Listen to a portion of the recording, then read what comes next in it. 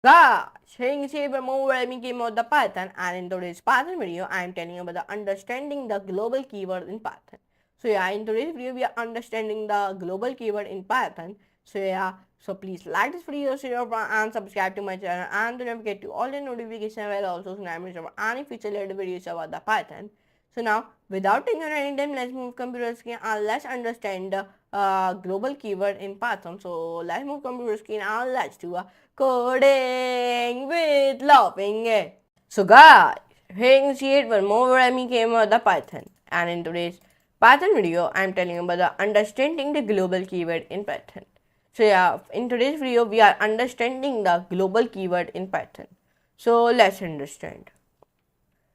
The global keyword in Python allows you to modify a variable defined in the global scope from within a local function without declaring a variable as global. Attempting to modify it inside a function will create a new local variable. Here is one detailed explanation with examples. Why we use the global keyword? Why we use the global keyword? If you don't know, let me tell you. By default, variables in a functions are local. The global keyword is used when you need to. First, access and modify a variable declared in the global scope. Number 2, prevent and creating a new local variable when a global one exists. Example 1, without global. This is our example 1 without a global variable.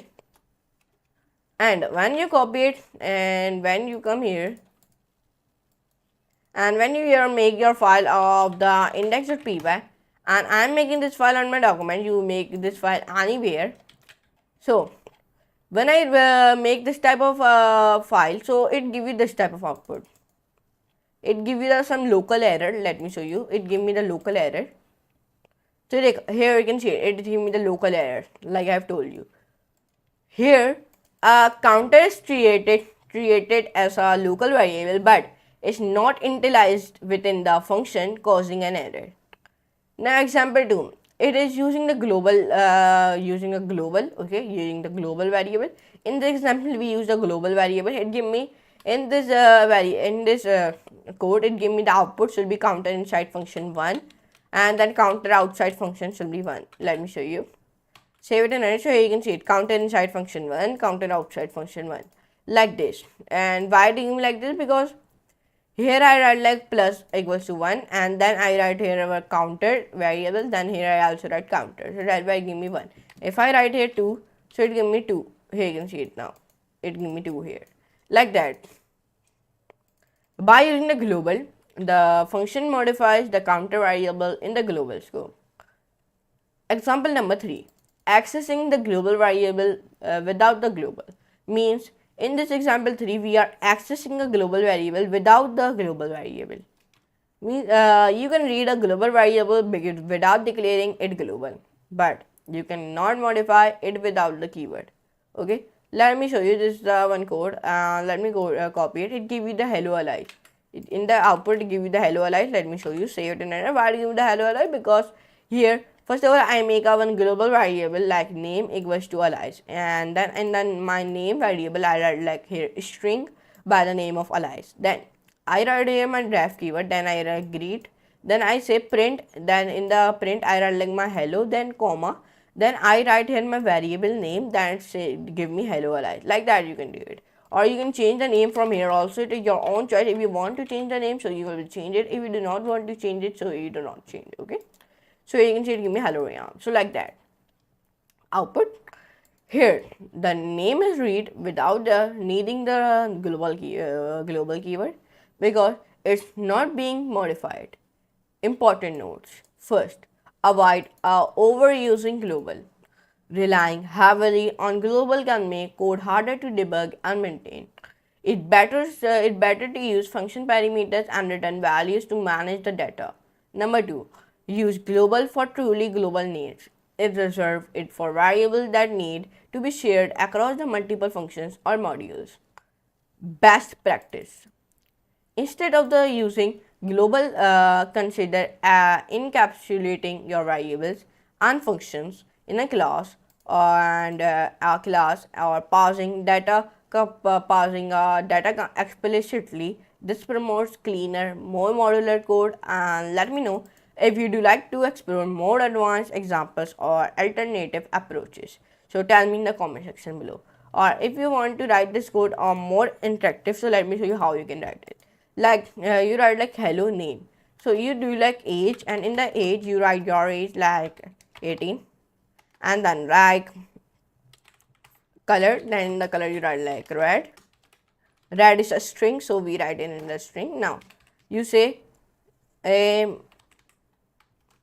my age is, then comma, then you write here your age variable, then again comma, then write my favorite color is, then comma, then you write here your color variable, and then save it, and then it should give me hello Rayyan, my age is 18 and my favorite color is red. Here you can see like that.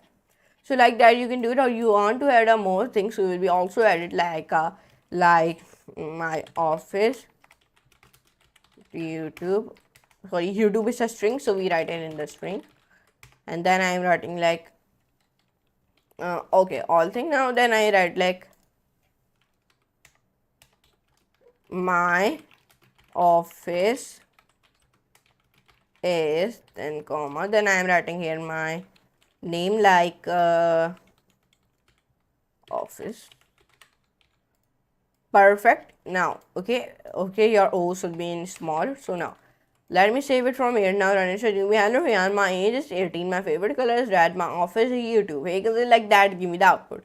So like that you can do it, or you want to add a more things, so you will be also added it, your own choice. If you want to add it, so add it. If you do not want it to add, so we do not add. So let me copy this code now and let me paste it here. Here we can do, here we write like 1. So here if you write 50, so it give me like counter inside 50 and counter outside should be 50, like that. But in the global variable, if you write 5, then save it and edit it. So now it give me 55. Why it give me 55? Because 5 plus 50 is equals to 55. If I write here 80 like that, now it give me like this. So you can see it like that. If you write here 85, save it and edit, it should give me 135. Why? Because here I like counter plus equals to 50. Here I write like. So then if you write 85 plus 50 equals to 135, and when you save it in, it should give you 135. Like that you can do it very easily. Yes. So this type of example I have told you, and if you change the things like counter inside a function, or here I am writing also inside a function. Now it give me outside inside a function, and like that. Or if you do not write this thing, so it will not give you your number. Okay, it will only give the counter inside the function and counter outside the function. Here you can say it does not give me the number. Why? Because I do not write here our variable of the counter. That's why. But whenever I select my counter variable, then it will give me the number. Here you can see it like that.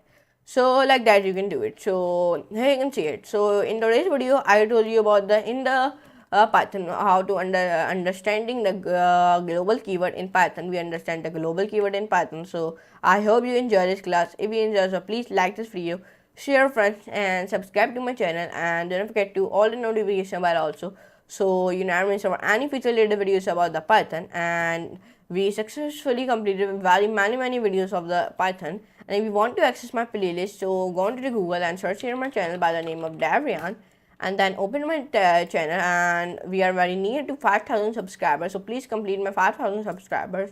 Then come onto your playlist, and we successfully completed 126 videos of Python. Then bookmark the playlist from here, and then access and see start from end all the videos. Okay, then like here, come here. So then like all the videos and share for your friends, and subscribe to my channel also. Okay, then come on with my channel, and then come on it here, and this is the one of the biggest course of the Python. And I never seen this type of very big course in the Python history. Okay, we completed 135 videos of the Python, 135. And in this channel you will be only want the all HTML videos. Okay, not any else video, only Python videos. Here you can see it, only Python videos I uploaded on this channel, and not any video. Here you can see it. So like that.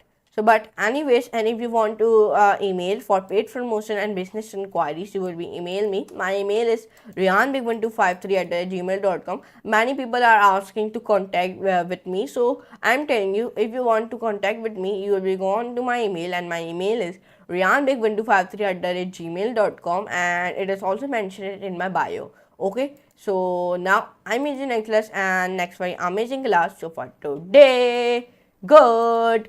Bye.